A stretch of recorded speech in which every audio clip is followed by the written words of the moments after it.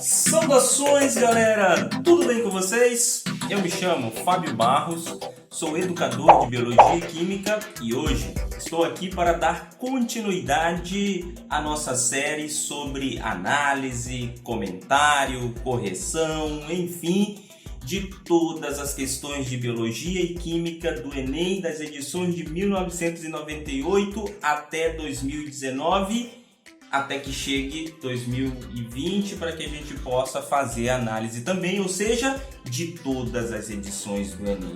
Então, fica a dica já para vocês. No vídeo passado, que foi o primeiro vídeo desta série, nós estamos trabalhando assunto por assunto, nós estamos então na origem da vida. Caíram 4 questões a respeito da origem da vida, nós vimos 2 no vídeo passado, não deu para ver mais, porque senão o vídeo ia ficar muito longo. Então vamos ver 2 hoje. Nós estamos analisando bem criteriosamente, ou seja, bem a fundo as questões. E aí já deixo a dica para vocês. No vídeo passado deixei lá na descrição o PDF para vocês das questões. Então corra lá, resolva primeiro as questões, depois vem aqui. Se você também não viu o vídeo passado, corra lá, veja esse vídeo e depois volte aqui também. Quando você abrir o PDF, você vai ver lá que são 4 minutos aproximado de leitura e 13 minutos de interpretação. Ou seja, significa que você tem que fazer esses exercícios em 13 minutos. Por quê? Porque o Enem ele não é só uma prova de conhecimento, mas ele é também de resistência e agilidade. Porque é uma prova muito longa, muito extensa e você tem um tempo pequeno para responder todas as questões.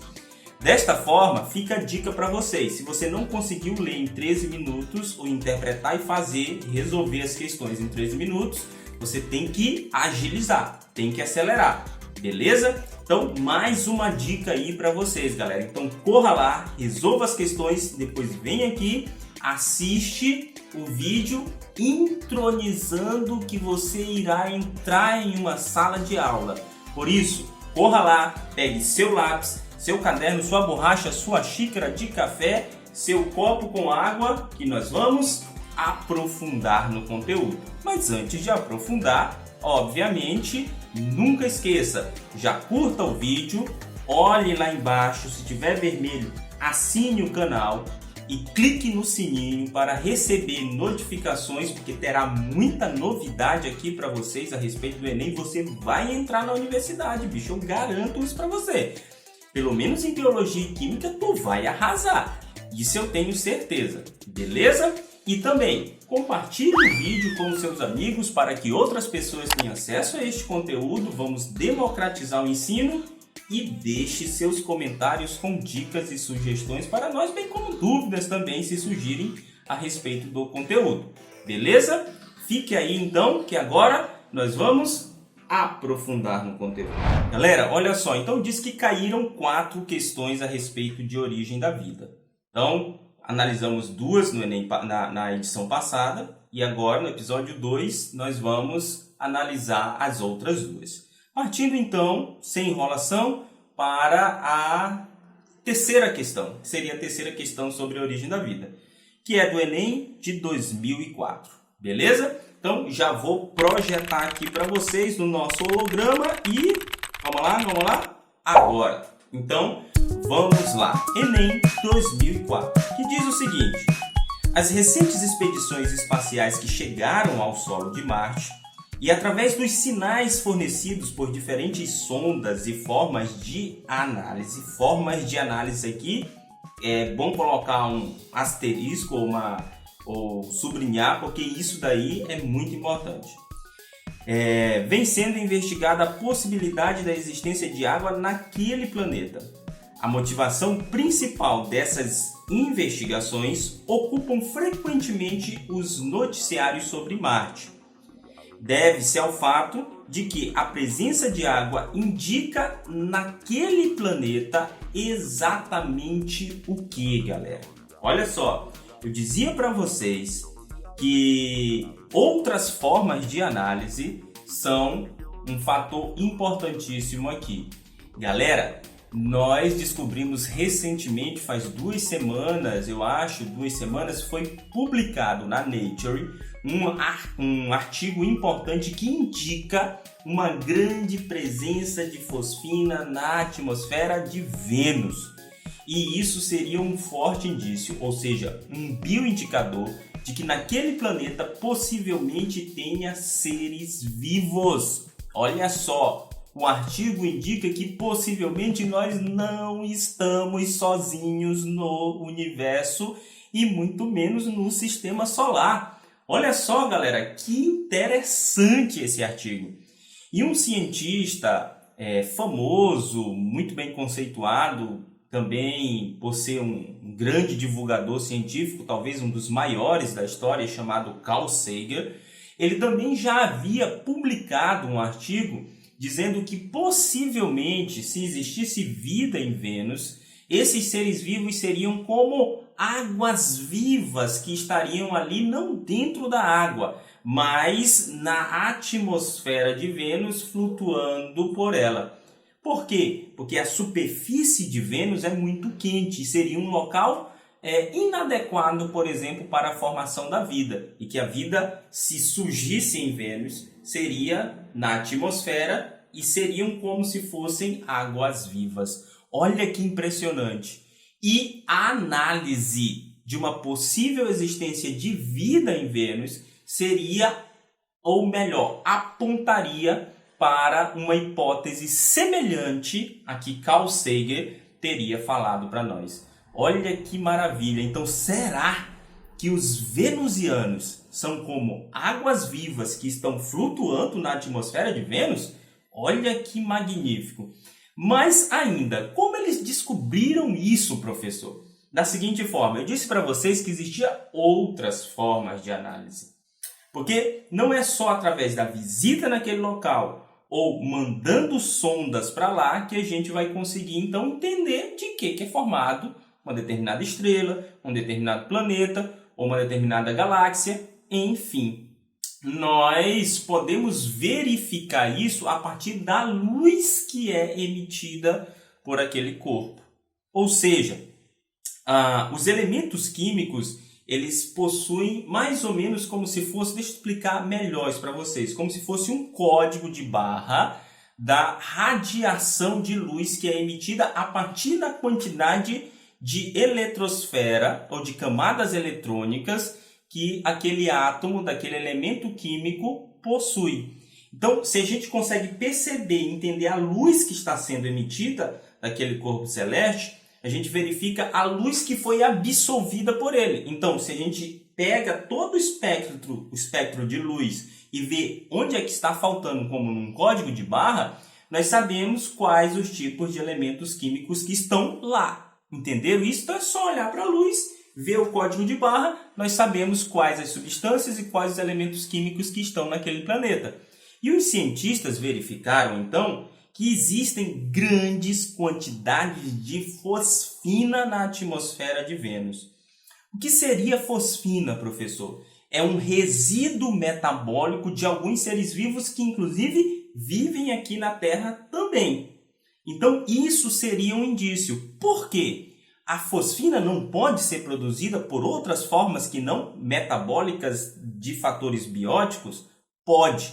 Ela pode ser produzida por descargas elétricas, por erupção vulcânicas, até choque de placas tectônicas.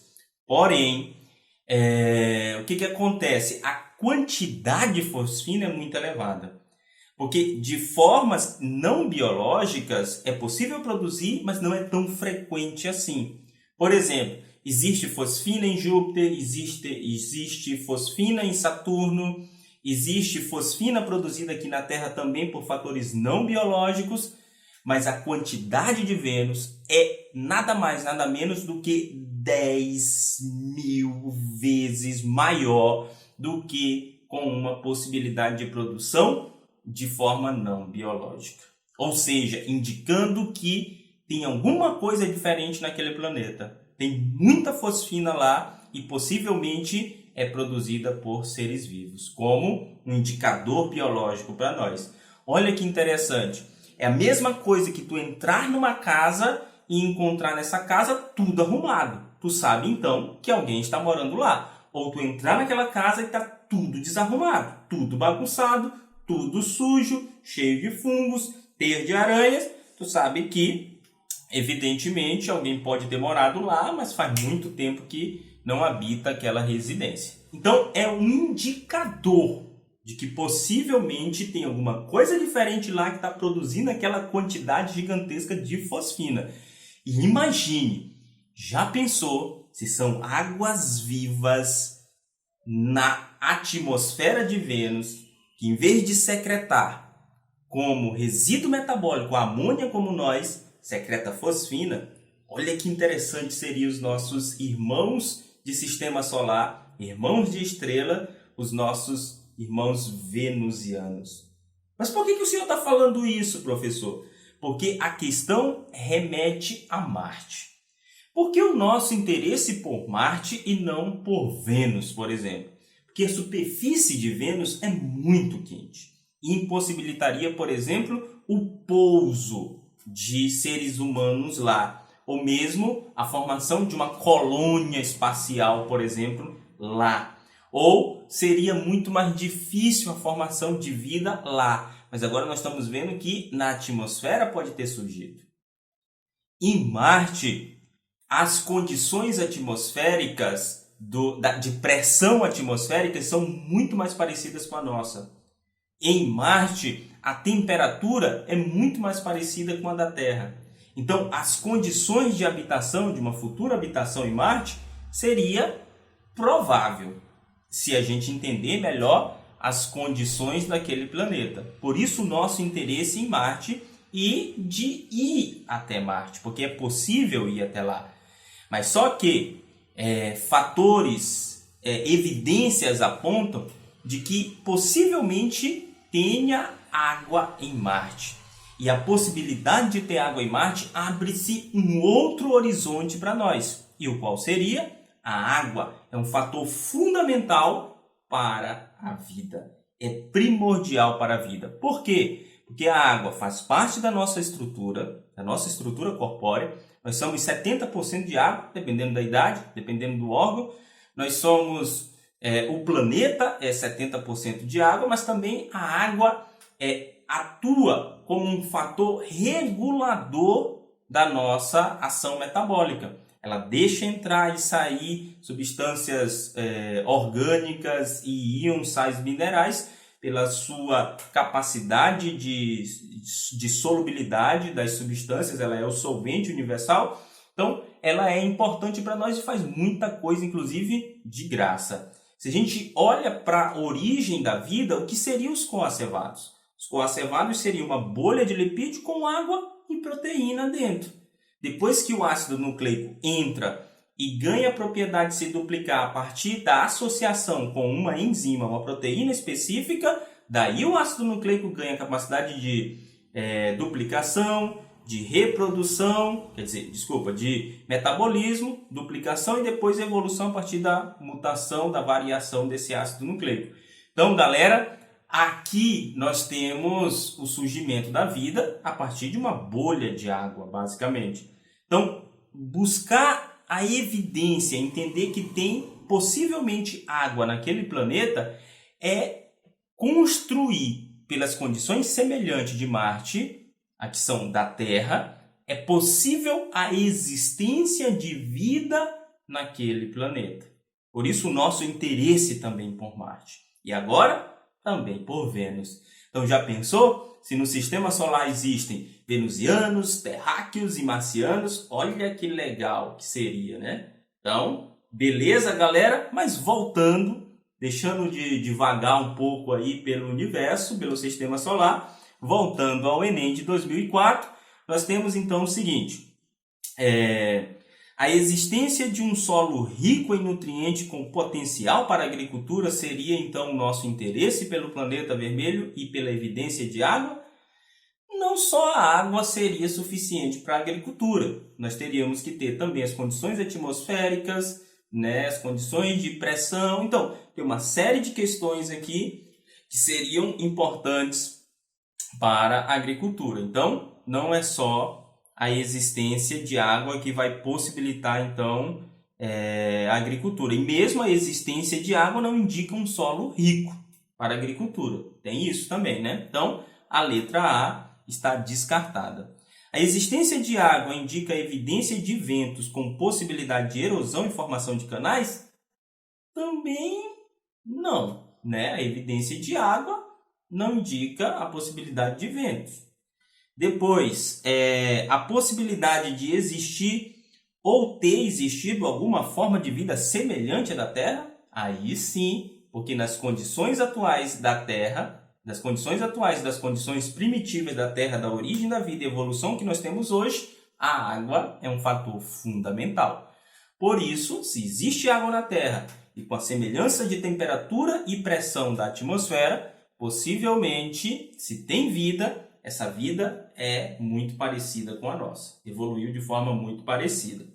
Então, seria aqui a letra C.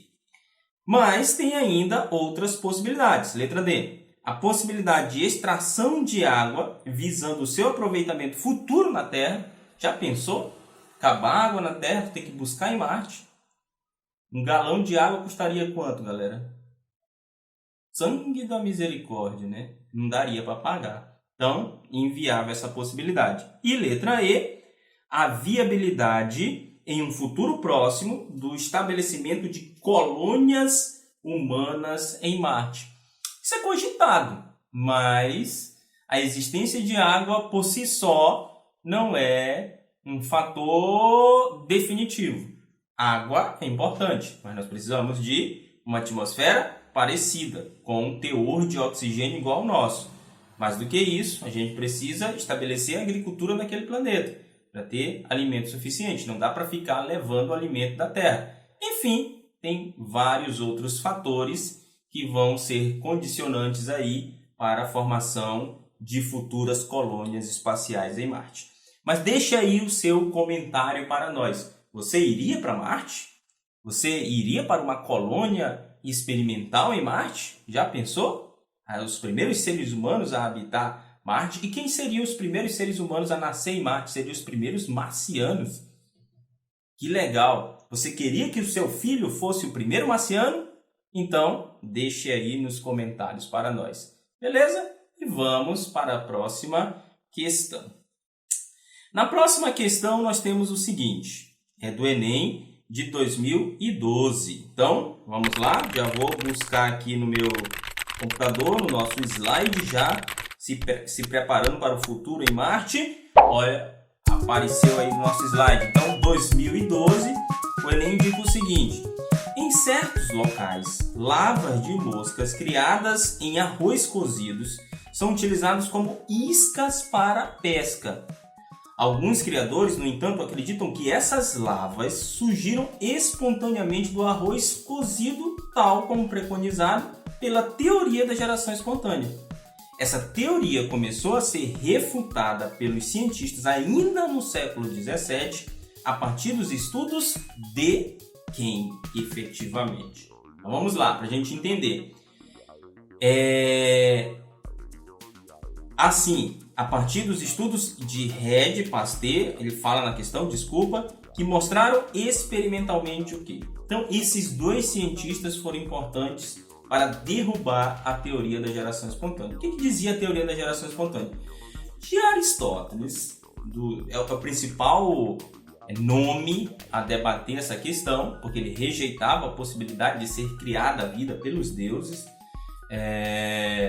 Mas nós temos outras regiões do mundo que debatem muito parecido com o que Aristóteles está falando. No Egito, na Índia, na China, eles estão chegando a conclusões parecidas. E o que era isso, professor? Era a partir da observação. Você olha, por exemplo, ali uma carne podre, um peixe podre, alguma coisa que está em decomposição, e você vê que com o tempo vai aparecer micróbios ali sobre aquele corpo sem vida, né? Ou mesmo você deixou uma roupa suja e, como está aparecendo aí para vocês, de repente começa a aparecer ratos, baratas, o tempo vai passando E a percepção de quem está olhando de fora é: essa barata, esse rato ou bem aqueles micróbios estão surgindo a partir daquele corpo sem vida, da matéria bruta, inanimada. Essa é a observação e a percepção. E Aristóteles está partindo deste princípio. Galera, Aristóteles é nada mais, nada menos do que o pai da ciência. Então, não é qualquer nome, né? Nós estamos falando de Aristóteles, um grande filósofo grego que foi, inclusive, o mentor de Alexandre o Grande. Então, não é qualquer pessoa. Aristóteles, inclusive, forneceu as bases para muito do que nós temos hoje na ciência. Mas então, a teoria da geração espontânea ficou viva por muito tempo. Aristóteles vive no século IV a.C. E essa teoria ela começa a ser derrubada, como apareceu para nós no enunciado, ainda no século XVII. Mas quando ele colocar ainda no século XVII, já se passaram muito tempo do século IV a.C., né? Então, muito tempo. Galera, o que acontece então? Red vai fazer um experimento que vai estar aparecendo aí para vocês, que consistia em pegar carne podre, peixe podre, mas aqui principalmente carne, e colocar dentro de vidros. Um ele deixou aberto, o outro ele deixou fechado, né, com gás, e ele verificou o seguinte: ele verificou que naquele em que ficou aberto, as moscas entraram, depositaram seus ovos e os ovos eclodiram, virando os micróbios. Naquele que ele deixou fechado, as moscas colocaram os ovos ali na gaze e os micróbios apareceram em cima. Então, o que ele percebe com isso? Ele percebe que a vida não está surgindo da carne. A vida está surgindo da mosca. Ou seja, era um processo de reprodução da mosca. Aquela lava ou aqueles micróbios que apareciam ali seriam, então, moscas bebê. Seriam frutos da reprodução da mosca. Então, a vida vem a partir da vida, não da matéria bruta inanimada. Com esse experimento, Red teria, então, derrubado a teoria da geração espontânea. Porém, Red era o que frente a Aristóteles? Aristóteles é nada mais, nada menos do que o pai da ciência. Por isso, muitas pessoas foram buscar novas formas para tentar combater Red, até que chega um indivíduo chamado Pasteur e vai fazer uma experiência definitiva. Porque com a descoberta do microscópio, a teoria da geração espontânea ela foi ressuscitada. Red teria derrubado, mas com a descoberta do microscópio e a utilização, a visibilidade de um mundo novo, nos colocou uma pergunta, uma interrogação. Nós temos seres que são microscópicos. Esses seres são muito simples, não têm órgãos reprodutores. Então, como eles podem se reproduzir? Não se sabia que era por reprodução assexuada, bipartição. Então, a única forma que vem na cabeça das pessoas é por geração espontânea. E aí vem Pasteur e vai fazer um experimento que está aparecendo para vocês, que ficou conhecido como pescoço de cisne. Onde ele pega um caldo nutritivo, né? Ou seja, as condições propícias para o surgimento da vida, aquece isso para matar todos os micro-organismos que possivelmente estariam vivendo ali. Depois faz um pescoço de cisne para deixar como se fosse um filtro ali, porque ele pensava, ele tinha a percepção de que possivelmente o ar estaria contaminado com micro-organismos, então vamos fazer um filtro para não contaminar a amostra. Matou todos os micro-organismos e deixou esses caldos nutritivos descansando por um tempo. Depois ele foi verificar e fazer análise. Naquele que estava fechado, ele verificou então que a vida não surgiu. Naquele que estava aberto, ele verificou que a vida apareceu lá. Ou seja, a vida não apareceu lá. A vida foi, então, trazida pelo ar. Ou seja, os micro-organismos estavam no ar, caíram e contaminaram a amostra. Para provar ainda mais, aquele que estava fechado não tinha micro-organismos, provando que a vida não aparecia de forma espontânea, e lá no pescoço de cisne haviam os micro-organismos que ficaram presos no filtro, provando que os micro-organismos então viriam do ar, estariam contaminando a amostra. Pasteur derruba a teoria da geração espontânea, mas também cria um método para nós chamado de pasteurização. É sério, professor? Leite pasteurizado é isso. Esquenta, esfria e mata todos os micro-organismos que estão vivendo ali. Beleza, galera? Com base nessas informações, nas informações trazidas pelo texto para nós, vamos então responder a questão. E a questão diz o seguinte: os seres vivos podem ser criados em laboratório? Foi isso que Red e Pasteur proporcionaram a partir de seus experimentos para nós? Não foi isso, né? Não foi isso que eles fizeram. Nós acabamos de ver. A vida se originou no planeta a partir de micro-organismos? Foi, né? A primeira célula seria um ser unicelular, um micro-organismo. Porém, essa é a nossa teoria hoje, proposta ali depois por Oparin e Haldane, né? E depois um experimento feito por Stanley Miller vai num caminho parecido. Mas não é isso que Red e Pasteur comprovaram com a sua experimentação. É importante fazer a análise do que está sendo perguntado no texto. Porque está certo, veja, a vida se originou no planeta a partir de micro-organismos. Está certo, mas não é o que Red e Pasteur provaram com as suas experiências. É aqui que mora a questão da interpretação. Depois, o ser vivo é oriundo da reprodução de outro ser vivo pré-existente? Sim, né?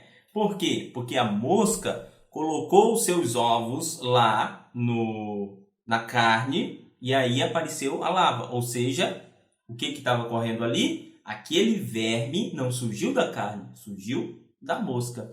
Então, o ser vivo é oriundo da reprodução de outro ser vivo pré-existente e somente assim a vida hoje em dia pode aparecer em nosso planeta, não por geração espontânea, como acreditavam, por exemplo, os pescadores lá que criavam moscas no arroz para utilizar a larva na pescaria. Beleza? Seres vermiformes e micro-organismos são evolutivamente aparentados? Sim, mas não foi isso que a teoria de Red e Pasteur comprova. Olha só, isso que é importante. Depois, vermes e micro-organismos são gerados pela matéria existente nos cadáveres e nos caldos nutritivos, respectivamente? Há uma pequena confusão aqui que pode embaralhar a tua cabeça, mas Red e Pasteur foram a uma conclusão completamente oposta a essa. Beleza, galera? Acho que ficou claro para vocês. Mas ainda tem gente que pode estar se perguntando, mas e o Pasteur? No experimento dele, ele descobre, então, como a vida poderia ter surgido a partir da vida? Não, ele derruba a teoria da geração espontânea. Ou seja, aquele ser vivo viria do ar, estava contaminando a amostra e ele estava se reproduzindo de alguma forma. Bastava a gente descobrir. Depois nós descobrimos que foi por reprodução assexuada. Mas a vida está vindo a partir da vida pré-existente. Beleza, galera? Espero que vocês tenham gostado de mais esse episódio, né? Vamos continuar na nossa batalha de fazer análise de todas as questões e a gente se encontra no episódio 3 com as próximas questões do Enem. Espero que vocês tenham gostado. Deixe seu like, seus comentários com dicas e sugestões para nós. Compartilhe o vídeo com seus amigos para que outras pessoas tenham acesso a este conteúdo também. E não se esqueça, sente o dedo lá, se inscreva no canal, assine a notificação que terá muita novidade aqui para vocês. E até o próximo vídeo. Até lá, vocês já sabem? Falou!